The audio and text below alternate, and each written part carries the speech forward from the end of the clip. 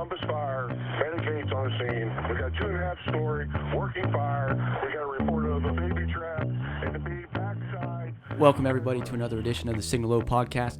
Today we're going to sit down with Fire Chief Happ, Battalion Chief Kirchner, and Dr. Lowe and talk about the second dose of the vaccine as well as other side effects that you may have. And we're going to also touch on some frequently asked questions that the membership has had. And it's a nice, good, open discussion. We're also going to incorporate video on this, so you not only can listen to it on Spotify or the podcast app, but you can also listen to it on Target Solutions or YouTube. So if you want, you can play it in the firehouse at the kitchen table. I'm here with Chief Happ and Chief Kirchner. We're going to go over a little bit more questions and answers on the vaccine. Chief Happ and Chief Kirchner have both received their second dose, so they're going to go over some side effects that they had and just talk about other stuff going on around the department. So Chief Happ, how you doing today, sir? I'm doing well, Nick. How about yourself? I'm doing good. We're staying busy. So talk about your second dose, any side effects you may have had, and then any other thing you want to touch on. Yeah, so I had my second dose this past Saturday. Went smooth, pulled right in, got my shot. Didn't feel any symptoms for the first probably 12 to 18 hours. Woke up about midnight and started to feel a little bit of a headache, a little bit of muscle aches. Kind of general all over the body. And then the next morning I woke up, not too bad because I'd taken some Advil. But throughout the day, I noticed myself wanting to keep taking more naps, which is, I don't do that too often, so it was just out of the ordinary. But definitely felt a little groggy, a little bit under the weather. But so this morning, I'm feeling great. So Perfect. Yeah. Perfect. How about you, Chief? Yeah, I had my second dose Saturday also, just after Chief Happ, and I felt fine the whole night. Then the next day, I woke up just a little fatigued, a little bit of a headache as the day went on, and then about mid-afternoon, I felt a little warm, so I took my temp, and I had a fever of like 99.7. Just some minor body aches. I medicated from that with some ibuprofen. Went to bed early, and I'm doing fine. So. Yeah, that's not bad at all. That's what I've heard. I've heard a little bit of guys spike the fever for about 24 hours, and they felt good. They probably had to lay in bed for a few hours. Yeah. But nothing too out of the ordinary. No, and it's normal. I mean, it's an immune response. Yeah. So in a way, it's a good thing, and it was manageable. And I think, it'll be different for everybody. Some people may deal with more severe, some people not as severe, and you just have to expect it and plan for it. Yeah. So what are our numbers like now as far as citywide? Like how many members have received it? I think we're approaching 700 right Okay. now. Yeah. And then is there a goal or just put the availability out there for anybody who'd like to get it? Is there a goal number? The goal would be for herd immunity for the CFD, and Yeah. we don't really have a number. We think would be around 80 to 90%. Okay. So 1,600 members, you can do the math there. Yeah. And we've also had almost 400 people that have had the virus. So Yeah. they also have some degree of immunity, and we're going to take that into account. Yeah. So it seems like pretty good. The process is good. Everyone I've talked to said they just driven right through and gotten it done. No issues at all. none. Yeah. So, Chief, what's new around the division? Anything you guys are working on? I know everything's been focused a lot on, getting everybody healthy and safe. Is there any other things you guys been working on in the Chief's office? Yeah, out of the Chief's office, we're working on ideal. It's called Ideal, and it's what it is, a diversity and inclusion package. Mm-hmm. So we're creating a team to come together to kind of help with recruiting, to Yeah. help recruit diversity and inclusion in the fire department, the diversity part of it. Class 112, they're all back to work now since they all, a Yeah. couple of them tested positive. They all have gotten a shot. And they're back to work, back going well. Class 111 is getting close to graduate. February 26th, I believe, is their graduation date. We just started opening back up training, correct, Doc? Yeah, so the whole training staff is starting to go back to training and about ready to start bringing the in-service training out to the fire companies out on the street. Yeah. So a lot of moving parts, but we're getting together. Of course, I'm sure all the members are happy that all the buildings have been taken away from them, and Yeah, fire yeah. prevention are doing that. So that's, I know, a huge booster for all the guys out there not to have to do any more of those buildings. I think the main mindset is a lot of the members that are assigned to the prevention office are just more qualified to do it. They do it every day.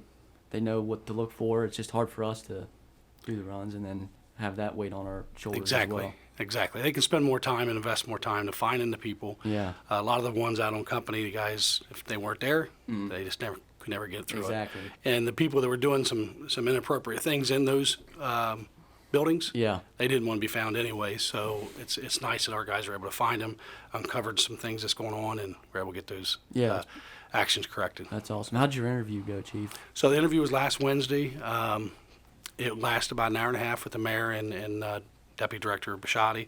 Went really well. It was I felt very comfortable when it was over with, and he made it. He made it seem like I'd find out either Friday or this coming Monday, which is today. Yeah. So I know a lot of members are anxious. Yeah. As I am as well. That's for sure. Yeah. But thank you for asking. What to the extent you can disclose it, but what kind of questions did they ask you? What kind of talking points did they bring up?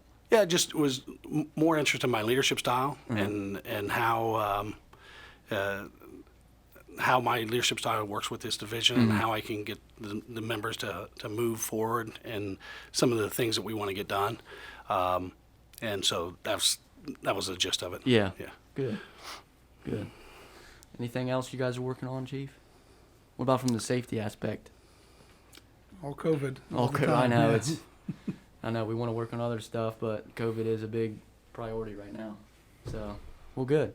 Well, then with that, we'll transition into Dr. Lowe's portion and get into the meat and potatoes of the vaccine and talk biology, right? Biochemistry. Sure. Awesome. Thanks for your time, Chief. I appreciate it. Thank you, Nick. Yep. Thank you. He brought his textbooks. So now we're going to transition into Dr. Lowe and get into the meat and potatoes of the vaccine and a lot of frequently asked questions that we've had. Good questions, actually, Doc. So first off, you did the Pfizer vaccine, right, through Ohio Health? Yeah, I actually got vaccinated as my role as an ER doc. So Yeah. I'm Pfizer, whereas most of the members are Moderna. And Some then are you getting had Pfizer. yet to receive your second dose? I actually had my second dose a little over a week ago. Okay.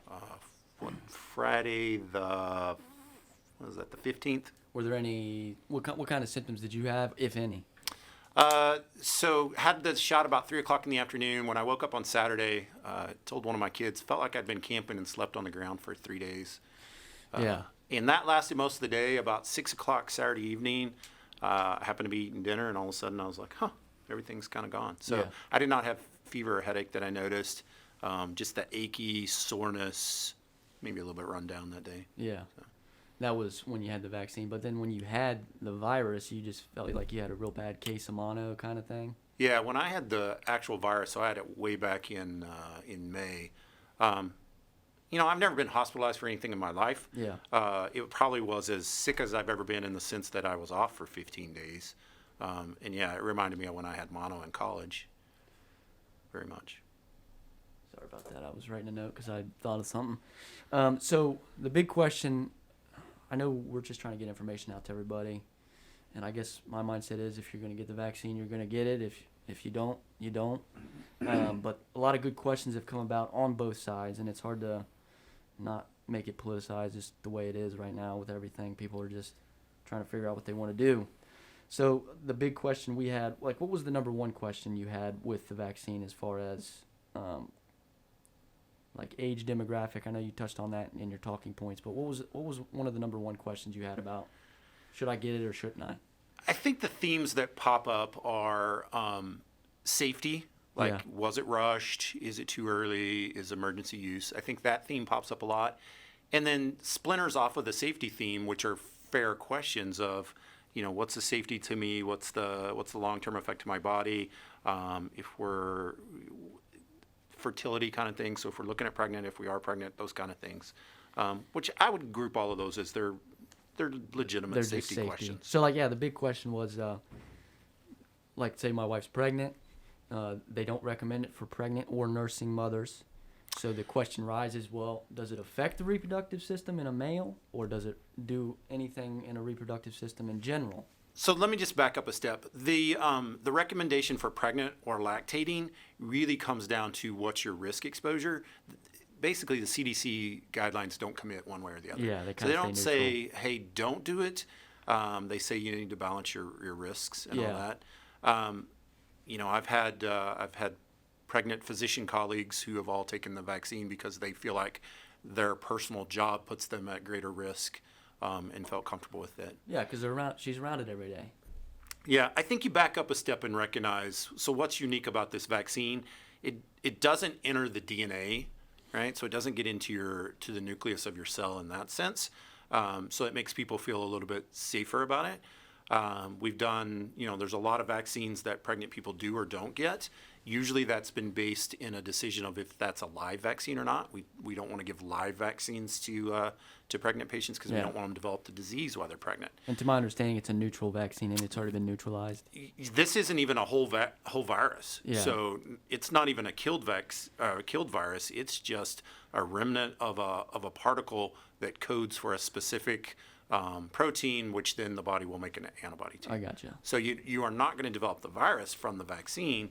Then it comes down to, so if developing the virus is bad in pregnancy, i.e. the reason you don't do live vaccines, then it comes down to what's your risk for risk getting benefit. Right. That being said, if and when you have antibodies, the antibodies protecting the unborn child are a good thing. Yeah, exactly. So kind of a two-part question. We talked about antibodies. People are asking, well, if I already had the virus, don't I have the antibodies? And does that mean I should still receive the vaccine since I technically already have the antibodies? So I think that's a fantastic question. So let's take it in pieces. If I've had the disease, do I have antibody? Likely. There's not really a program in place anywhere in the country where they're measuring level of antibody and saying, all right, below this antibody level, you should get the vaccine, and above this antibody level, you shouldn't. Yeah. I think you have to look at a couple of things. So one of the concerns out there about your antibody level is what kind of immune response you had to the virus itself. So if I wasn't very sick initially, did I make as much antibody as the guy who really was sick? So there may be some differences in your starting point there. That makes sense. Like a less extreme response, you're probably not going to produce. Yeah, you had less of an exposure before. Gotcha. This is so flip it to the vaccine, this is a very measured exposure, right? Mm-hmm. We know what kind of dose you're getting. We know what to expect out of 95% of the population.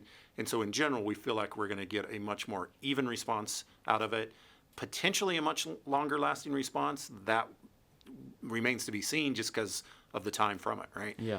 We're barely a year out of this disease first showing up in the United States. So finding out those answers sometimes is just can't draw a 2-year sample until you've been 2 years. So exactly. Well, it's like we talked about, live data is so hard to track, and like right now we're tracking live data as far as vaccines and live data as far as positive COVID tests, death rate, all that. Absolutely. Hospitalizations. So go ahead. What were you going to say? I was going to say, let me follow up on that though, because there is some talk about that 90 days, right? We know you're pretty good if you've had COVID. We feel pretty comfortable in the fact that you're not going to have repeat disease within 90 days. Mm-hmm. That's starting to push to 120. And so there is some talk about, hey, is it reasonable to delay your vaccine during that 90 days? I think that's a reasonable thought process for folks for a number of reasons. One, hey, I want to see what happens to my buddies. I want to see what the side effect profile is. I want to plan for it. The other I think is reasonable about that is there is a shortage of vaccine to begin with, and maybe out of an altruistic response, I want to hold off and get someone who has no antibody to it. So I don't think that's a wrong decision. I think that's a personal decision. At the end of 90 days or 120 days, for the vast majority of people, would I recommend that you have the shot? I would. I mean, obviously there's going to be individual things, and we can talk about that. Yeah. But yeah, I think those are reasonable not really even arguments. They're just reasonable facts to weigh within your own decision. Yeah, and then like to dovetail on that, like we talked about, there's reported another strand that's separate from the strands we've seen of the virus over in Europe that's transitioning across the world. Does the vaccine that is currently made going to work for that specific strand? Yeah. So far, it looks like the new term is variants we're going to use. So far, the variants that have popped up out of South Africa, out of England, are probably the ones in the news the most. So far, our vaccines look like they're working. Yeah. So where the protein substitutions, where the RNA substitutions have not affected the spike protein, which is what the body's targeting to make an antibody against. So we feel good about that, but obviously time will wait and see. Real-time data, right? Yeah. Yeah. And then there was another question that you brought up earlier. I can't remember. You had a member ask you about.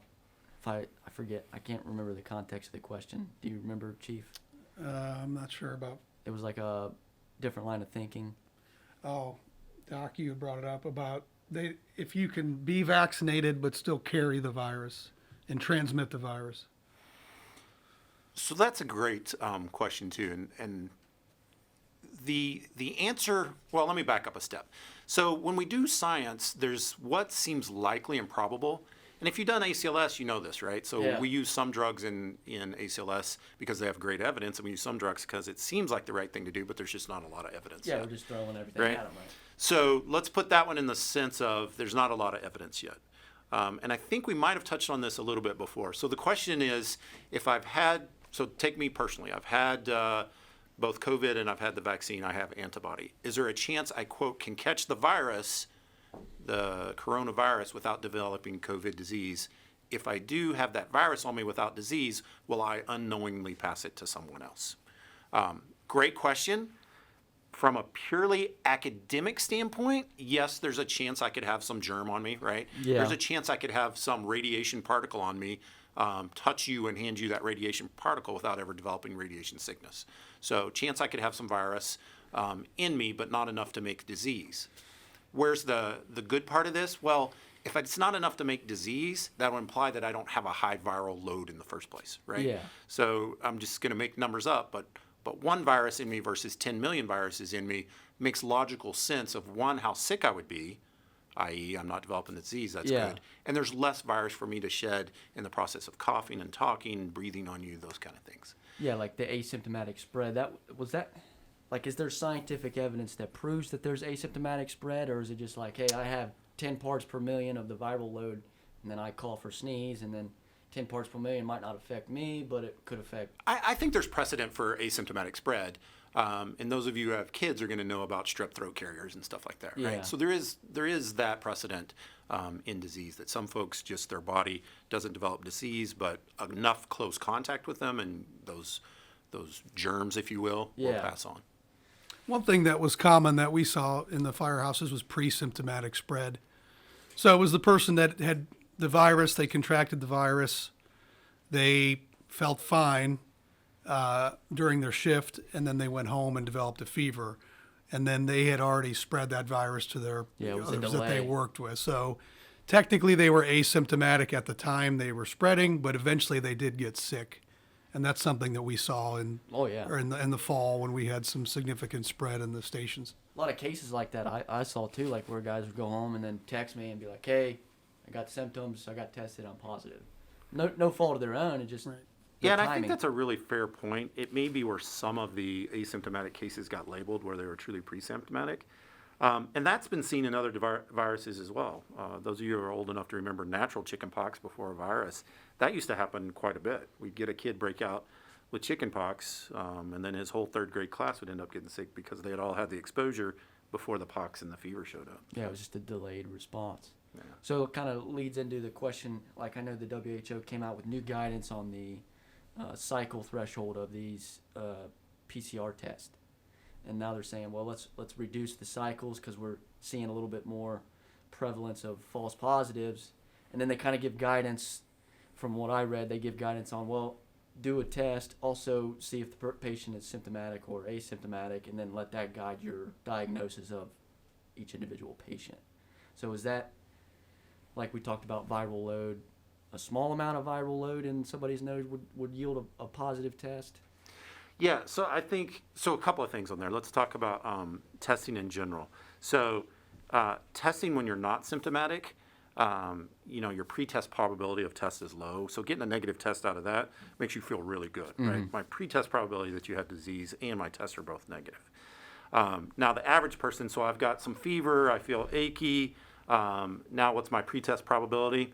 Depends a little bit on how bad it is in the community. So my pre-test probability over the summer was lower, and a negative test might make me feel better. Yeah. In the midst of everyone in the county has it, then the pre-test probability goes up, and so a negative there, you start to wonder, all right, is this, what's the chance that this is the 1%, 2% kind of false negative Yeah. versus truly a negative? And so then you have to balance, well, how many symptoms am I talking about? Is it just achy, or do I have 10 of the COVID symptoms? And do I have a different diagnosis, right? Exactly. So if I'm also positive for the flu, can I be positive for both? Yeah. But are all the symptoms I have also flu symptoms? So so hard to what's the discern. chances of something else? Yeah. Yeah. And then it's the test itself. So one of the reasons we use the nasal swab is that's the most accurate test. And so I feel much better about a negative out of that than another test that might only have a 70% accuracy. Yeah. Right. So the test with the lower accuracy, why is it used? Because it's easier to use. Take Ohio State does a lot of screening of students. It's more rapid too, correct? Yeah. And it's a very rapid test, Yeah. but you trade accuracy for that. But if you're testing a whole lot of a population, it still gives you a sense of what's lurking in your population. When we're testing, we're going for accuracy and we're going for testing of the individual within Columbus Fire. And so we want to be a lot more accurate on that diagnosis of that Yeah, individual. you want a differential diagnosis. Rule that out. Could be this. And I heard that one member told me his wife had symptoms, like 10 out of 10 symptoms.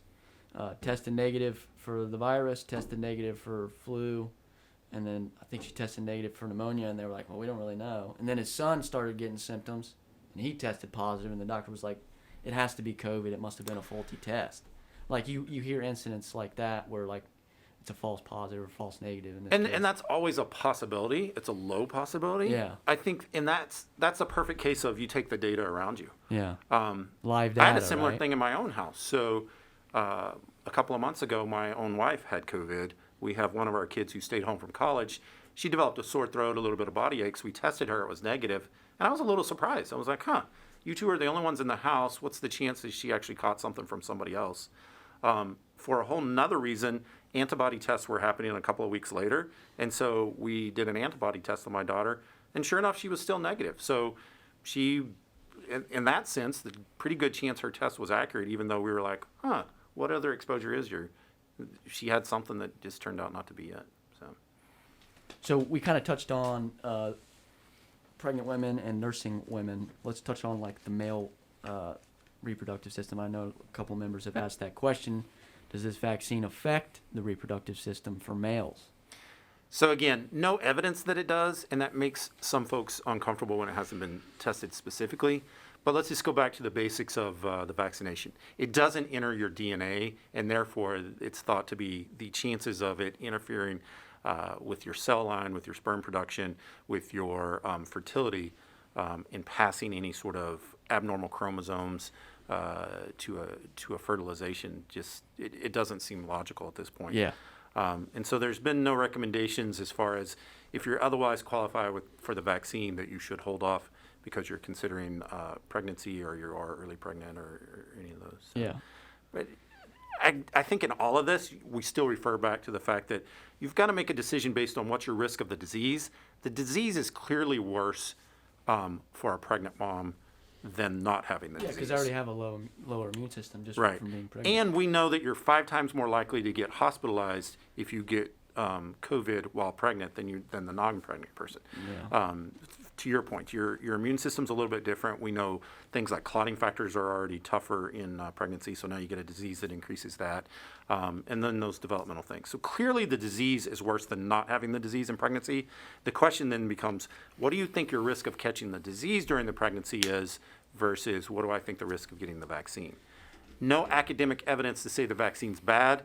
Not around long enough to say we've tested 10,000 pregnant women and Exactly. had this many side effects. And that's just what it was, because what was the initial emergency authorization? They only did a placebo on like 50,000 people, I think. Yeah, and to be fair, if you do most of your medicines we do during pregnancy, they're not necessarily specifically tested in pregnancy. Yeah. They're just built up over time of having been used. So I've only heard of a few cases like where a pregnant woman has delivered with COVID. They're all right. What's like the data nationwide or worldwide of pregnant women being hospitalized with very major health issues just because of the clotting factor, lower immune system? So again, the number we've been given in emergency medicine is that a pregnant patient with COVID is 5 times more likely to get hospitalized than a non-pregnant patient with COVID. So does that change your approach as far as treatment? Are you a little bit more aggressive with them? What's your I think it does change your approach towards treatment a little bit, more along the lines of what's your decision on monoclonal antibodies and plasma therapy. That probably is where that changes. Gotcha. Obviously, it doesn't change things on how we do symptoms, organ support, oxygen, those kind of things. But I think in that therapy, it probably makes you a little bit more likely to consider that. But again, you're going to have very much the same questions with that as well. Yeah. So from like a medical standpoint, in general, what's your mindset? What was the hospital's mindset back in March when this first hit as far as treatment to now? It seems like we have a lot more anecdotal evidence of different treatments, remdesivir, antibiotics, steroids. Yeah, I think we've gotten a lot better at the treatment, right? Yeah. Because we've seen the disease. So we have more tools available, the remdesivirs. There's also what they call the BAM therapy, so it's a monoclonal antibodies. So that stuff has come available. The plasma or the convalescent therapy, right? So getting a plasma transfusion from another person who has antibodies has come along. We've also gotten a little bit smarter about how we vent people. Pre-COVID, if you came in with an oxygen sat of 70%, pretty good chance I was putting you on a vent if I couldn't correct you. Now, we'll tolerate a little bit of hypoxia because we know that the vent itself, some of that positive pressure, can cause some of the problems as well. Yeah. We've gone back and forth about, pre-treatment for potential clots and things like that. So we kind of have, we have some more screening that goes on there. So I think we have more tools. I think we're smarter about taking care of the disease. Yeah. We're probably a little bit better at data of who needs to stay in the hospital now versus these are the things that should trigger you to come back to the hospital. Based on demographics and predispositions. And where you currently are in the disease process, what your oxygen numbers are, those kind of things. I gotcha. So that'll lead into another question was, my age demographic has a low death rate, low virility rate. I'm a young, healthy individual. Does that mean I still need to get the vaccine? Fair question. So 2 parts to that. One is a community answer and one is an individual answer, right? So let's do the individual answer there because that's probably more important to first line kind of things. And that gets back to risk benefit. So your risk as an age group may be less. So what are the other things you have to factor in? Do you have an increased risk from exposure? And that's really, to be honest, the reason we're getting the shots now, right? Is that as a society, as a government, as a CDC, everyone's gotten together and said, these healthcare providers, we all acknowledge have a greater risk. Therefore, we want to do more to protect them. Yeah. Now, those risk factors may also change on your home life, right? If I have someone in my home who is higher risk for complication from the disease or who is higher risk for catching the disease because they're immunocompromised, and it can be fairly simple stuff. I have a child who's a type 1 diabetic. He's a higher risk. He's considered a higher risk population. If my elderly in-laws are living with me, that may make me a higher risk, and that may change my risk benefit. Yeah. It very well may change on what you consider your job within the city as well. Not that we aren't all subject to working in the field, on a moment's notice, but if you're primarily running on patients every day versus doing another activity, that may change your independent risk. And I think you have to assess that. I think you have to ask those honest questions. My age and my demographic, yes, statistically as a community makes me lower. If I catch the disease, what's going to happen to me and my family? And what percentage of risk am I willing to tolerate? Most of us wouldn't tolerate the 5% chance of dying on an airplane today if we took a flight. So where's our risk percentage in catching the disease? Yeah, it's so hard to say. I mean, the shutdowns, during Christmas I was driving around and it was like normal Black Friday. People were everywhere. Yeah. So that's the risk they wanted to take, I guess.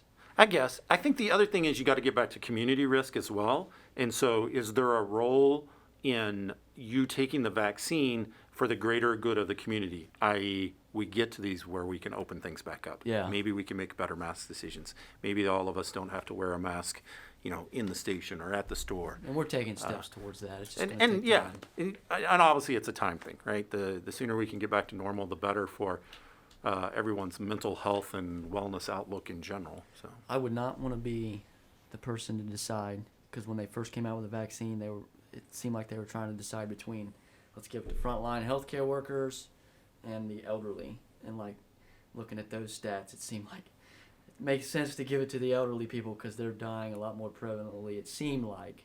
But I think the initial guideline was 80 and up gets it, and then frontline workers. Is that right? So frontline healthcare worker, we're in the 1A. That what we're calling this elderly population, that high risk population, is the 1B. But that also is to your point before. If I'm a 25-year-old, yes, I have been identified as being less risk, i.e. this other population was targeted first. Except that you're also a healthcare worker, and we actually put you a little bit higher. It's such a hard decision. It's hard. And it's hard to be the guy who has to make that decision. Oh, I know. Either way, you're going to get scrutinized, right? The thing that gave me the most pain in my gut, if you will, was early on we weren't sure how many doses we were going to be. Exactly. And so if I was going to have to decide who within fire got that shot first and last, that's a tough thing. Yeah. And so I'm very happy that it's available to all of our folks. Now I just want folks to make a good decision, and I want them to be able to get information that they can trust. I mean, it's a well-known fact. A lot of our members have cardiac conditions, AFib. Some of them have diabetes. A little bit older guys that are more exposed. I'd want one of those guys to have it before I got it. Yeah. And it's a hard decision. It is what it is. So I think the other thing we wanted to touch on. Well, you talked about mask. I know we're trying to transition into N95s from the P100s. Is that still a go, or are we still waiting to see what the numbers look like as far as case? That's probably a better question to ask you. Yeah, over the summer we looked into the N95s, which is the other CDC accepted standard. But at the time, since N95 is essentially a one-use or two-use thing, we didn't have the supply to support the department. And then also the N95s, they need to be fit tested. And we didn't have the ability to fit test the entire department. And in actuality, the P100 is a better option. And after the warm weather, we kind of, that talk kind of subsided because the P100 was less invasive as the weather, as fall hit and it wasn't as hot. But we continue to look into it, but I don't think there's plans right now to step into N95s. Okay. Yeah, I would say universally. We're playing with that kind of on the side a little bit. Yeah. So, certain populations within the department rotating on student rotations, for example, there may be issues with the P100 being in a certain clinical setting. And so we've started to figure out how do we fit test those folks, and is it feasible to do that on a larger basis? Yeah, and I know children said they didn't want them, which I understand. You don't want to go into a room and scare the crap out of a young child because you look like Darth Vader with your P100 on. Yeah, and again, there's always it's honestly the risk benefit of wearing a P100. The decision that we made, was that at the time we were running on a patient, that patient was a greater risk to us than we were to them. Yeah. I.e., we've been screened. We had our screening that day. We've been through our health questionnaire. I'm now going on a sick individual, and so that made it a logical choice. Yeah. Now, if I'm taking care of a patient in a surgical suite, that kind of changes. Do I need to be there's a version of an N95 that also works as a surgical mask as well, right? So you're kind of filtering in both directions, and that changes that a little bit. So. Ideally, it would be awesome if we get enough vaccination, enough immunity in the community that we can step back where folks get to make an independent decision in masks. Yeah. We'll see if we get there, and then ideally at some point where we can just easily identify who's the contagious person and put a mask on for that one and not necessarily everybody else. What's your speculation? You think there's going to be a timeline as far as in the spring cases will go down, stuff will start being a little bit more relaxed? Is it just a waiting game to see what the statistics look like? I think you got a waiting game on a couple of things. I think cases are going to go down because we're vaccinating folks, right? So as more folks get vaccinated, and so I think cases are going to go down. How quick that influences what we get to relax, as far as restrictions, depends really a lot on how many people get immunized, right? It's how little disease is floating around in the community, and that's indirectly related to how many people are immunized because there's less disease floating around the community. Yeah. Ultimately, let's just use the magic 8-ball. We jump ahead, how many ever number of months or years, if there's 0 cases in Franklin County, if there's 0 cases in Ohio, then you're able to step down. How quick are we going to get there depends on how quick everybody else catches the disease. Yeah. Right now, the best tool I have for you not to catch a disease is get immunized. Yep. So I guess the other question I had was the adverse reaction. So like I talked to one of the members, their kids had a post-exposure to COVID multi-system inflammatory response, which got them pretty sick. Broke out in a rash, high fever, started having some serious symptoms. And they're seeing that with kids. Are they seeing any of that with adults as well, like a multi-system inflammatory, cardiac response kind of thing? Yeah, so multi-system inflammatory, this cardiac disease, it definitely is COVID. It's not vaccination. It's the disease itself. Yeah, And yeah. it's an infection in the heart. We technically don't see the same thing in adults, but we see heart involvement in adults. Yeah. And I think that where most people are going to be most familiar with that is the athletes, right? We've seen a lot around some of our athletes having myocarditis and unable to return because of heart infections and, Yep. and things like that. So it definitely exists. And that's, get back to that risk benefit. I'm young and all that. That's kind of scary because, boy, that should be the healthiest person, right? I take a think. Division I athlete, a professional athlete. That's a pretty healthy person. And while there's not statistically a high number of those folks getting them, predicting which one was going to have a myocarditis and be out of their occupation, be out of their field for a while, pretty scary. Pretty scary kind of stuff. With children, we have seen a decent number of those multi-inflammatory. It presents very much like one of the other viral diseases we used to see with a Kawasaki's disease. Not quite the same process, but very similar in the sense that interferes with heart function, interferes with heart muscle, may or may not interfere with clotting in and around the heart as well. Yeah, I felt bad. Told the member we were praying for him because his son was pretty sick, and he told me a story the other day. He was like, I remember sitting in children's ER and watching the monitor, and 14-year-old son's throwing like PVCs, and it's nerve-wracking. It's extremely nerve-wracking. Yeah. And the hard part is, of 200 kids, you might not get one. Of 2,000 kids, you might get one. And while you can say that's a low statistic, when it's your kid, that's really Scary. painful. When it's your friend's kid, your sister's kid, your nephew. And that's, that's part of this when we have to talk about risk-benefit as a individual and risk-benefit as a community. Who are we protecting? We're protecting the vulnerable people. It's what we do as a job, right? Yep. Protecting the children and protecting the people who can't protect themselves. Let's say like a member has a meeting, like they go to their personal physician and they weigh their risk benefit, which you've already said that it's a personal decision between you and your medical physician, and they say, look, you're young, you're healthy, you've been relatively exposed to it and haven't picked it up, or maybe you have, and the physician says it's up to you, but if you don't want to get it, there's no problem with you not getting the vaccine. Maybe save it for somebody in the older demographic or with other predispositions that might need it more. Yeah, I think first I would say that's the right conversation to have, right? So I'm here to give you as much information as an EMS physician, as a frontline ER doc. Clearly, if you have a relationship with your primary doctor, that's the person who is better able to assess your individual risk benefit. Yeah. So I would 100% encourage that. Am I going to lean towards the vaccination a little bit more than some? Absolutely. My job is to protect the membership. Yeah. And so that's kind of my focus. I think that's the most important conversation to have. Your primary care provider in the pregnancies, your OB doctor.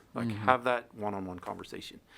I think you can even take that a step further. We've had some, moral dilemma might be too strong a word, but at least some moral conversation about that. Yeah. And so if you're a person of faith, having that conversation with your faith leader about, is this the right thing to do or not? Those are the kind of honest discussions and honest decisions that's the best we can ask of people is, hey, let's get some good facts from trustable sources that are based in true science, true guidance, and make the decisions that are best for you, best for your family. Yeah. Goes back to risk benefit. Absolutely. Anything else? You got anything else, Chief? Yeah, Doc, do you want to talk about what it's going to take for us as a division as far as herd immunity or general immunity to kind of start demobilizing the IAP? Yeah, that's a number. Boy, that's like the magic number, right? We keep looking at that. Not a lot of good guidance from CDC yet about, is the number 75%? Is it 80%? Is it 98%? Obviously, we don't think it's going to be quite that high. It changes a little bit depending on who in the society has been vaccinated and not vaccinated, just because the transmission rate changes. The variants are going to throw a little bit of a kink into this because that changes the calculation a little bit. My best guess is we're talking well north of where we are now, that 50% or better range. I think that we're probably talking, maybe it's going to be a 75, 80, 85, somewhere in that range. But I also think that we're not looking at a day where we're 100% masked, and then the next day we're 0% masked. I think it's going to be some step backs where if enough of our community is immunized, i.e. has antibody, then we can step back in some of our informal settings, right? And then we may get to a point where transmission is falling in the community, and the members have a better ability to assess the patient and decide on a case-by-case basis, this mask is more appropriate for me now, i.e. Yeah. And you see this a little bit in hospitals already, where some folks are taken care of in a surgical mask, while some folks are taken care of in a full respirator. They're isolated. Yeah. The problem or the advantage there is there's always steps they come through, right? Yeah. So Of when I admit a screening, patient yeah. to the ICU knows a lot more about that patient than the paramedic did, because they've been seen for 2 hours and they've had a whole battery of tests going in. And so it's hard for us sometimes to make that quick assessment. But I think it's going to get easier as we know that more people are immunized. So the last thing I would say is that of all the major cities, the fire departments and EMS services, there's a group of medical directors who talk constantly. We actually meet every Tuesday. And within our own group, we have a work group to kind of look at those numbers too. Like, what are we going to do as a group of the 50 largest EMS providers in the country? Yeah. What's going to be our standard on And how yeah, we step back? You and guys are when we going to step drive back. that, yeah. Yeah. And internally, our numbers currently are looking, they've definitely been on the right trend Yes. since end of December Yeah. and through the first of the year. So I think we are getting some level of immunity through the number of people that have had COVID Yeah. and also the number of people that we'd have vaccinated. We do have a pretty significant number vaccinated. I think we're approaching 700. Yeah. So, So you got 700, and then how many so far have been positive, and maybe it's still right around carry over? 400, just Yeah, under so- 400, I No, believe. it's not straight addition, because a decent number. Yeah, some people Yeah, that have some had COVID COVID got also immunized. got Yeah. vaccinated, But- but we can just look at our number of ill people that we're getting, sick firefighters and Yeah. people in quarantine, and those numbers have dropped significantly over the past several weeks. What are we at right now, Chief, with people that are physically off? I'd have to look. It's Okay. it's Not as much as it was no, a few months, 4 or 5 months yeah, ago. toward end of middle of October, Yeah. middle of November was probably our worst Yeah, just before Christmas. time. Yeah, and I think some of that was post Halloween and just, Yeah. and we mimicked what happened in the community. Those numbers spiked and our numbers spiked, so it wasn't an anomaly. No. But now I think our numbers are well below what we're seeing Which out is there good, in the right? community. And we're seeing improvement in the community as well. Like, we've seen some hospitals start to restart elective procedures and Yep. things like that. And that's good. And that's that first step in those cautious step backs. Yeah, this is me speculating, but I feel like with the vaccines, the herd immunity, and then with these cycle tests, and then maybe the doctors being a little bit more cautious of saying, well, if if the patient's asymptomatic and they have a negative test, or maybe they have a positive test, we'll be like, let's reduce that, and maybe the cases will go down just over time. That's me speculating, though. I don't know. I think we're going to go down some, just, compared to what we were doing a year ago, right? Yeah. So just There was nothing. It was just how many people wash their hands now Yeah. who didn't used to wash their hands, right? Those kind of things. I mean, I see people driving by themselves in their vehicle with their mask on. I see people using like a quick dispense hand sanitizer. We're getting a little more comfortable. Do you ever forget to take your mask off? I still sometimes forget to bring it in, like if I'm going to the store. or Sometimes I something. do that, but then sometimes I find myself in the car and I'm like, why am I still wearing this? Yeah. Yeah. You I'm wake that up in the guy. morning with a mask on. I've Yeah, that done would it. be I've bad. done it too. I'm like, God, I'm by myself. Nobody's in the car with me. Yeah. So obviously we're getting a little bit more comfortable with them. And it's a lot easier with the winter here to wear a mask Yeah. more Yeah. free. It's What- more comfortable. The one thing that is insane to me is the face shields. I know it's recommended, but to me it's like, what, you can still get a pathway. Is it like a blocker for sneezing and coughing? Yeah, I think everything's a degree of prevention, right? And so Yeah. if you're not able to wear a mask, and a shield knocks some of it down. Yeah. Yeah. I mean, look, I got no problem wearing a mask. Like the P100s sometimes drive me crazy when I'm trying to communicate with somebody and figure out what's going on with them. But as far as wearing a mask, and that was the other question, like if we still don't get vaccinated, are they going to hold our time over us? Like they're not going to give us time if we do test positive. And we talked about it before. Well, it's like it was before. We're going to have to go back to normal. And if we got sick before, we used our time. So eventually, we're not going to be given time that's going to be free time Yeah, for as everybody. far as we know, no one's given us direction on if and when that's going to happen. And to your point, sooner or later, we get sick days because we're expected to use our sick days, Yeah, right? exactly. Sooner or later, there's a point in time where either COVID's not happening and so free sick leave doesn't exist, Yeah. or you're just acting beyond, so far beyond what the norm and expectation is that it's likely not covered. I don't know when that is. I don't know how that step off works. We haven't been given guidance in that, nor have we been asked for input on that. Yeah. Yeah, I guess and I'm a lot kinda of these, speaking a lot of the policies like that policy and the travel quarantine policy, Yeah. those are from city HR. And we try to provide input from the health and safety component into those, but at the end of the day, those are HR policies, and we're kind of It's still all driven Left in. from Board of Health, correct? Like the HR policy, or is that yes, just- yeah, right. they It's yeah all they driven try and from- follow CDC and Yeah. what the health department says. One of the questions that's come up lately is that if I've been vaccinated, do I have to adhere to that travel quarantine policy? And the current answer is yes. Yeah. The city has not been willing to change that based on the Well, what- information that's available right now. I guess So, that leads me to another question. What does that mean with wearing masks? Do I still have to wear a mask if I'm vaccinated? Yes. yeah. Currently, yeah, the answer is yes. That's that just made me think of Yeah. that, because people are like, well, I'm vaccinated. I don't. Yeah, and it's a fair question, right? But we're in that in-between stage, Yeah, right? exactly. So Just give it time. you're still answering that question about, do I have a few germ on me? Can I spread it? Mm-hmm. How many of my workmates have or have not been vaccinated? And so, yeah. Right now, the answer is Just yes. takes time. But hopefully, we are trending towards Yeah. getting I out think of we that. will. I think we will. There's light. So let me just add some things about vaccines and first and second dose. Currently, you can still get a shot, your first dose.